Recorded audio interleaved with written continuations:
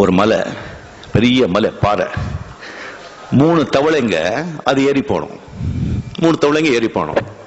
Complete அங்கே தேன் இருக்கும், பாம்பு இருக்கும், தேள் இருக்கும், பல்லு இருக்கும், எல்லாமே இருக்கும். போறது ரொம்ப கஷ்டம். கீழே எல்லா தவளைங்க சொல்றது, போகாத, அவ்வளவுதான், இங்க போவாரு, அங்க மாட்டிக்கிறான் பாரு, அங்க பாம்பு குத்தும் பாரு, இங்க தேன் அடிக்கும் பாரு, இங்க விழுவான் பாரு அப்படின்னு கத்துட்டே இருக்கு. கீழே ஒரு 500 அடி வச்சுங்களேன். அந்த மலை 100 அடிக்கு போச்சு. ஒரு ஃப்ராக் வந்துருச்சு 100 அடி. இன்னும் ஒரு 300 அடி இன்னொரு ஃப்ராக் விழுந்துருச்சு. இன்னொன்னு போயிட்டே இருக்கு. எல்லாருக்கும் ஆச்சரியம், என்னடா போயிடுச்சு, அந்த மலைய தொட்டுடுச்சு. இதுக்கெல்லாம் ஷாக் ஆயிடுச்சு. எப்படியா போச்சு அது அப்படி கேட்டாங்க.